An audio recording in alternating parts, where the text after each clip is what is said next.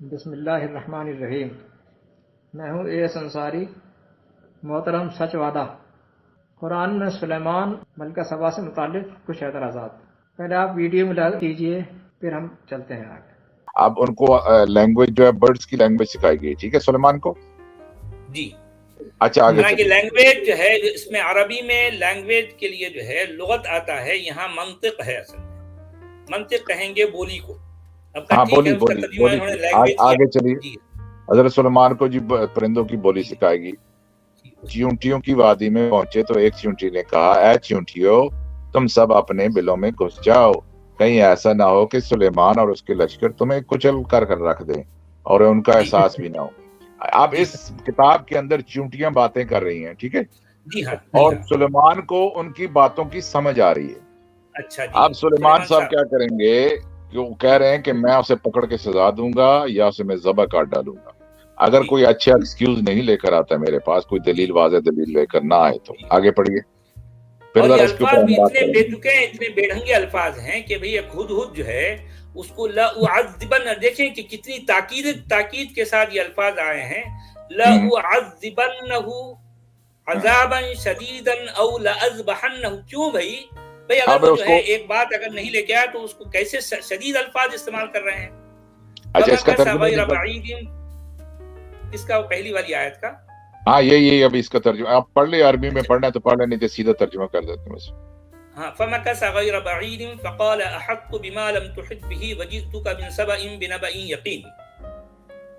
اس کو جو ہے تو کچھ زیادہ دیر نہیں گزری کہ ہدہد پہنچ گیا، تو اس نے کہا کہ میں نے تو وہ کچھ معلوم کیا ہے جو آپ کو معلوم نہیں، اور میں آپ کے پاس قوم سبا سے متعلق یقینی معلومات لے کر آیا ہوں۔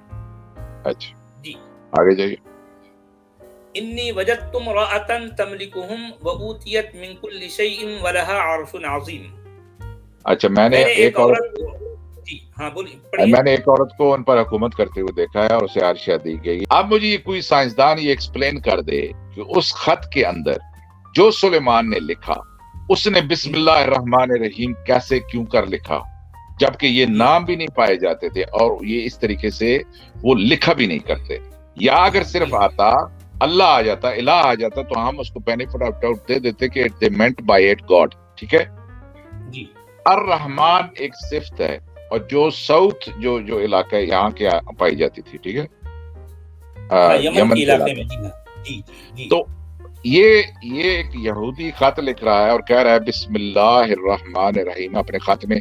مجھے سمجھ نہیں آ رہا، آپ پلیز مجھے ایکسپلین کر دیجئے، میرا اتنا علم نہیں واقعی جو ہے آپ بالکل صحیح کہہ رہے ہیں کہ جو ہے جتنا خود میں نے بھی دیکھا کہ جو ہے آپ کو یہ الرحمن کا جو تصور، الرحمن کا لفظ ہی خود قرآن کے اندر جو ہے لوگ جب ان کے سامنے پیش کیا گیا یہ لفظ کو جو ہے قالوا وما الرحمن، انہوں نے کہا کہ رحمان کون ہے، رحمان کیا ہے۔ ایون عربوں نے کہا، ایون جہاں جی وہ پریچ کر رہے ہیں انہوں نے کہا، مکن نے کہا یار یہ الرحمن کون، ہم کسی الرحمن کو نہیں جانتے۔ ہمارے لیے بالکل جو ہے غیر مانوس لفظ ہے، ہم پہلی بار اور سن رہے ہیں۔ سلیمان جو جانتا ہے اس کو، اور نو مطلب 9 and 6 1500 years before وہ لکھ رہا ہے بسم اللہ الرحمن الرحیم اپنے خط میں۔ اب آگے چلیے۔ بھائی صاحب بڑا لینتھی بیان دے ڈالا، میں موٹے موٹے اصل اعتراضات کا ہی جواب دے پاؤں گا۔ بات یہ ہے کہ جانوروں کے نام پر انسانی نام رکھنا یہ بہت پرانی ریت چلی آ رہی ہے جانوروں پر۔ انگریزوں کے ہاں بھی دیکھیں، فاکس بھی ان کے یہاں ہوتے ہیں، فاکس ہے، لامب ہے، وولف ہے، یہ ان کے یہاں نام ہوتے ہیں۔ ہندوؤں کے ہاں بھی طوطا رام، گدو مل، چوہا مل وغیرہ وغیرہ۔ مسلمانوں کے ہاں بھی شاہین، اسد، جعفر، باقر، شیر علی، شیر محمد، غزالہ، یعنی وہ ینگ ہرن جو ہوتی ہے، فان، غزالہ۔ اب لاجک کا قانون یہ ہے کہ حقیقی معنی کی جگہ مجازی معنی وہاں لگتے ہیں جہاں حقیقی معنی مراد لینا محال ہو، تو وہاں پھر مجازی لگتے ہیں، وہاں حقیقی لگ نہیں سکتے۔ یہ قانون مجاز کا۔ جیسے کہا جائے کہ غزالہ کھانا بڑا لذیذ بناتی ہے، تو اس کا مطلب کیا ہوگا کہ جوان ہرن جو ہے یہ بہت اچھا کھانا بناتی ہے۔ بولے غزالہ تم نے کہا تو ہے، غزالہ تو ہرن کو ہی کہتے ہیں۔ ابھی تو بھائی عبارت کیا بتا رہی ہے اسی طرح سے کوئی کہہ رہا ہے کہ میرا بیٹا تو شیر ہے، شیر، اور وہ بندہ سن کے چلا جائے یار اس کا بیٹا تو شیر ہے، او ہو، 4 ٹانگیں ہیں، ایک دم، وہ خونخوار جانور۔ بولے بھائی بیٹے کی بات ہو رہی ہے، بیٹا خونخوار جانور تھوڑی ہو جائے گا، شیر تھوڑی ہو جائے گا، وہ مجازن اس کو کہا گیا ہے۔ تو اسی طرح سے ہوتا ہے۔ اب آئیں اصل اعتراض کی طرف۔ پہلے ہم طیر کو لیتے ہیں، طیر پرندے، علمنا منطق الطیر ہے 27 کی 17، علمنا منطق الطیر 27 کی 17۔ طیر پرندوں کو بھی کہتے ہیں، تیز رفتار گھوڑوں کو بھی کہتے ہیں۔ سلیمان علیہ السلام کا یہ آبائی فن تھا، گھوڑوں کو سنبھالنا، رسالداری۔ ان کے والد داؤد علیہ السلام بھی گھوڑوں سے بڑا شغف رکھتے تھے، اور گھوڑے ان کے پاس بہت زیادہ تھے، گھوڑے اس کا تجربہ رکھتے تھے۔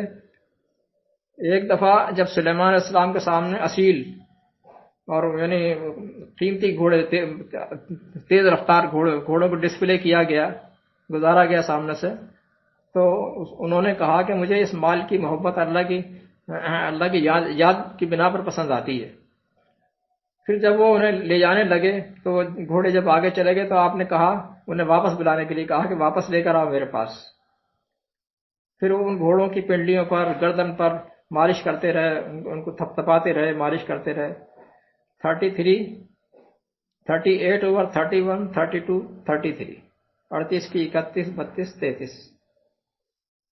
اس سے معلوم ہوتا ہے کہ گھوڑوں سے انہیں کوئی خاص لگاؤ تھا۔ منطق یعنی گھوڑے کی رموز کو پہچاننا، اور جو جانوروں کی جو دیکھ بھال کرتے ہیں، جانوروں کے ساتھ رہتے ہیں، تو وہ ان کی رموز کو سمجھتے ہیں، اسی کو منطق الطیر کہا گیا ہے، رموز کو پہچاننا۔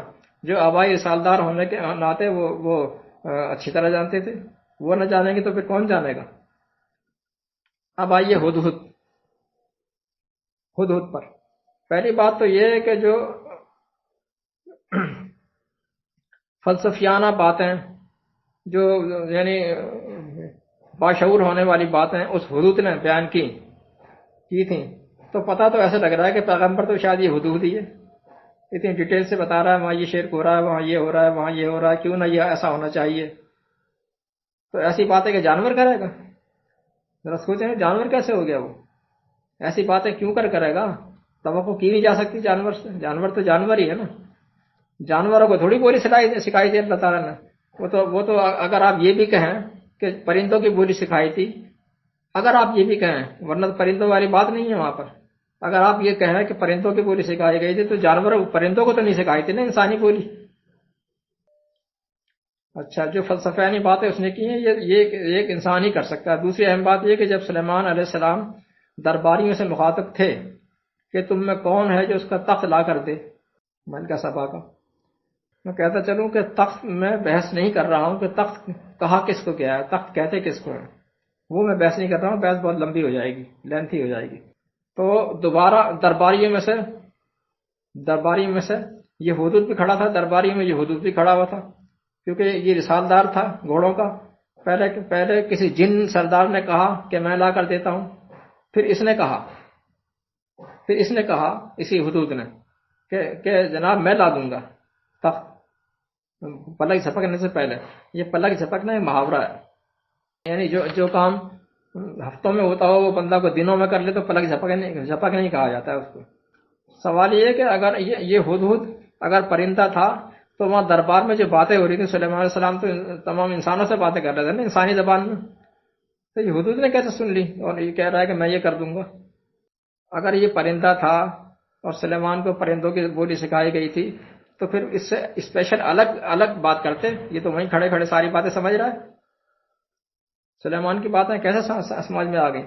کیونکہ سلیمان کا خط یعنی کتاب، خط کو کتاب ہی کہا ہے، قرآن میں بھی کتاب ہی کہا ہے اس کو، خط یعنی کتاب، تو یہی لے کر گیا تھا نا، اور اسی کے بارے میں کہا گیا کہ پھر جو کتابی علم رکھتا تھا پھر اس نے کہا، تو یہی تھا وہ ہدہد، اور یہ انسان تھا۔ پھر اس شخص نے جو کتاب یعنی خط سے واقف تھا تو کتاب تو یہی لے کر گیا تھا، تو ہدہد ایک انسانی ٹھہرا نا۔ اب آئیے نمل پر۔ جیسا کہ بتا چکا ہوں کہ اس زمانے میں جانور پر بہت زیادہ نام رکھے جاتے تھے. یہ نمل بھی ایک عورت ہی تھی، چیونٹی نہیں تھی. چیونٹیوں کی کوئی الگ سے وادیاں نہیں ہوتی ہیں. یہ نمل بھی ایک عورت ہی تھی اور وہاں کی رانی تھی، اس لیے اس کو وادی النمل کہا جاتا تھا. اب آتے ہیں خط کے متن، جس پر بہت زیادہ یعنی لگ رہے تھے، یہ ایکسائٹ ہو رہے تھے کہ یہ تو بڑی پختہ دلیل ہے، یہ تو اس دلیل کا تو توڑ ہی نہیں ہے. جی وہ کہتے ہیں کہ بسم اللہ الرحمن الرحیم اس کے خط کا متن ہے. یہ بسم اللہ الرحمن الرحیم. تو وہ تو یعنی عربی جانتے نہیں تھے، خاص طور پر رحیم کا لفظ تو وہ جانتے ہی نہیں تھے. رحیم سے تو بالکل ناشنا تھے، رحمان سے تو بالکل ناشنا تھے. اور یہ کیسے آ گیا یہ عربی میں؟ ارے بھائی تھوڑی سی عقل ہے، ہر شخص جان لے گا کہ کتنے بڑے بڑے فراڈ اور مکار ہیں یہ لوگ. سچ والا گروپ. سلیمان کی اور ارد گرد کی دیگر ریاستوں کی زبان یا تو عبرانی تھی یا ارامک تھی، ہیبری تھی یا ارامک تھی، اور ملکہ سبا بھی انہی کی بولی بولتی تھی. تبھی تو محل میں آ کر بات چیت کر رہی ہے. تو سلیمان نے جو پورا خط اپنی زبان میں لکھا ہوگا، وہ خط جو لکھا تھا اپنی زبان میں ہی لکھا ہوگا، اپنی زبان میں اس نے پڑھا. عربی تو لکھنے سے رہے، عربی تو ان کو آتی نہیں تھی. ان کی اپنی زبان میں تھا، وہ ہیبری ہو یا ارامک ہو، ان کی اپنی زبان میں تھا. عربی تو ان میں سے کسی کو بھی نہیں آتی تھی. تو جو الفاظ اس خط کے متن میں تھے اور جو باتیں محل میں اس رانی سے ہوئیں، تو وہ قرآن میں تو اس کا ترجمہ دیا گیا ہے. خالی قرآن کریم میں اس کا ترجمہ دیا گیا ہے. یہ بسم اللہ الرحمن الرحیم بھی اس کا ترجمہ ہے عربی کے اندر. اس زمانے ان کے الفاظ تو کچھ اور ہوں گے، وہاں رحمان بھی نہیں ہوگا وہاں. تو یہ تو ٹرانسلیشن کر کے اللہ نے ہمیں دیا ہے. اس زبان کا وہ زبان ہمیں نہیں آتی. آگے سچ والا نے ایک اور دور کی کوڑی شو کر دی. دور کی کوڑی کہ قرآن میں آیا ہے کہ خود عرب بھی اس لفظ سے ناشنا تھے. خود عرب بھی اس لفظ سے ناشنا تھے. وہ آیت کون سی پیش کر دی؟ جب ان سے کہا گیا کہ رحمان کو سجدہ کرو تو کہنے لگے ومر رحمان، ومر رحمان نسجدہ لما تامرنا. دیکھیں صاحب، کیا رحمان یہ کیا ہوتا ہے رحمان؟ کہ جسے تو سجدہ کرنے کے لیے کہے ہم اسے سجدہ کرنا شروع کر دیں تیرے کہنے سے. وزادہم نفورا، اور ان کی نفرت میں اور اضافہ ہی ہو گیا. 25 کی 60. آیت سے پتہ لگ رہا ہے کہ ایسا نہیں کہ اس لفظ کے وہ میننگ نہیں جانتے تھے. میننگ تو جانتے تھے، بلکہ اس سے نفرت کا اظہار کرنا ہی اس بات کی علامت ہے کہ وہ رحمان کو جانتے تو تھے لیکن سجدہ نہیں کرنا چاہتے تھے. یہ ایک انداز ہوتا ہے بیزاری کا. مثال کے طور پر ایک ایماندار، مثال دیتا ہوں، ایک ایماندار فرسٹ شناس پولیس آفیسر نے کسی لڑکے کو اریسٹ کر لیا. وہ شراب پی کر فحش حرکتیں کر رہا تھا. پولیس آفیسر نے کر لیا اریسٹ اس کو. وہ لڑکا اکڑ کر کہتا ہے تو جانتا ہے میں کون ہوں، کس کا بیٹا ہوں؟ اس پورے علاقے کا چودھری نمبردار، اس کا بیٹا ہوں میں. پولیس آفیسر کہتا ہے کیا چودھری؟ کیسا چودھری؟ چل اندر لاک اپ میں. اس کا کیا مطلب لیا جائے گا کہ وہ چودھری کو جانتا نہیں تھا؟ جی نہیں، جانتا تو تھا لیکن اس کو کوئی اہمیت نہیں دے رہا تھا. اب میں یہاں بس کرتا ہوں، مضمون بہت لمبا ہو جائے گا. الغرض سچ والا جی کا کوئی بھی نیریٹو چھت فریب سے خالی نہیں ہوتا. لیکن ایک بات تھوڑی سی اور کلیئر کر دوں. سلیمان نے ملکہ کو ایمان لانے کے لیے نہیں کہا تھا. ایمان پر تو جبر ہے ہی نہیں، یہ تو میں بہت دفعہ بتا چکا ہوں. اور ایمان اور اسلام دو بالکل الگ چیزیں ہیں. ایمان لانے کے لیے نہیں کہا تھا اور نہ وہ ایمان لائی. سلیمان نے بھی اسے اسلام کی دعوت دی تھی، سلامتی کی دعوت قبول کروانے کے لیے اتنا بڑا اسٹیپ لیا تھا سلیمان السلام نے. آپ سوچیں گے اس نے سلیمان کا کون سا نقصان پہنچایا تھا؟ وہ ملکہ اپنی سلطنت میں عرشی حکومت چلا رہی تھی. عرش پہ بیٹھی ہوئی، جیسے اس نے آگے اطلاع دی تھی نا کمانڈر نے، اس نے حدود نے، کہ اس کا تو بڑا عظیم عرش ہے. عرشی حکومت اسے کہتے ہیں کہ جہاں خود بادشاہ بن کے بیٹھا ہو اور یعنی آقا بن کے بیٹھا ہو اور سارے اس کو عوام کو غلام سمجھتا ہو، اپنے اشاروں پر نچاتا ہو، اسے کہتے ہیں عرشی حکومت.